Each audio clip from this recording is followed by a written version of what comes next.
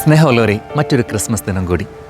Socrates വിഷക്കോപ്പം മോന്തി മരിക്കുന്നതിൻ്റെ തലേരാത്രി അദ്ദേഹത്തിൻ്റെ ഭാര്യ അദ്ദേഹത്തിൻ്റെ അടുക്കൽ വന്ന് പറഞ്ഞു, ഞാൻ നിങ്ങളെ ഒരിക്കലും സ്നേഹിച്ചിട്ടില്ല.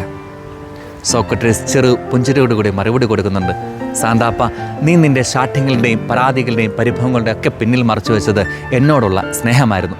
അത് കേട്ട മാത്രയിൽ പൊട്ടിക്കരഞ്ഞുകൊണ്ട് ആ സ്ത്രീ ബോധരഹിതയാവുന്നുണ്ട്.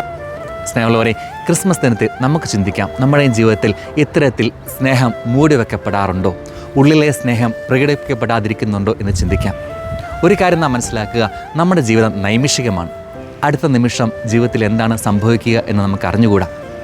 ഈ അടുത്തിടെ നടന്ന വിമാന അപകടങ്ങളും പ്രകൃതി ദുരന്തങ്ങളൊക്കെ നമ്മോട് പറഞ്ഞു വയ്ക്കുക അതുതന്നെയാണ്.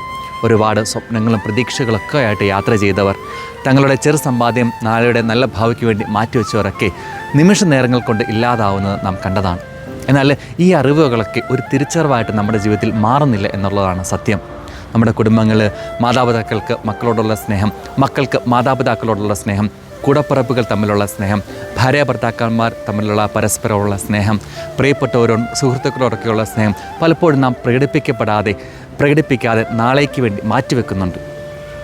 സ്നേഹമുള്ളവരെ, ഒരു കാര്യം ചിന്തിക്കുക, നാളേക്ക് വേണ്ടി മാറ്റിവെക്കപ്പെടുന്ന ഈ സ്നേഹം അനുഭവിക്കാൻ നമ്മുടെ പ്രിയപ്പെട്ടവർ ഇല്ലാതായാൽ അതായിരിക്കും നമ്മുടെ ജീവിതത്തിൽ നമുക്ക് ലഭിക്കാവുന്ന ഏറ്റവും വലിയ വേദന. അതുകൊണ്ട് പ്രിയപ്പെട്ടവരെ, ദൈവം നമുക്ക് ഏൽപ്പിച്ച് തന്നിരിക്കുന്നവരുടെ ജീവിതത്തിലേക്ക് സ്നേഹമായി ക്രിസ്തുമസായി മാറാൻ നമുക്ക് പരിശ്രമിക്കാം.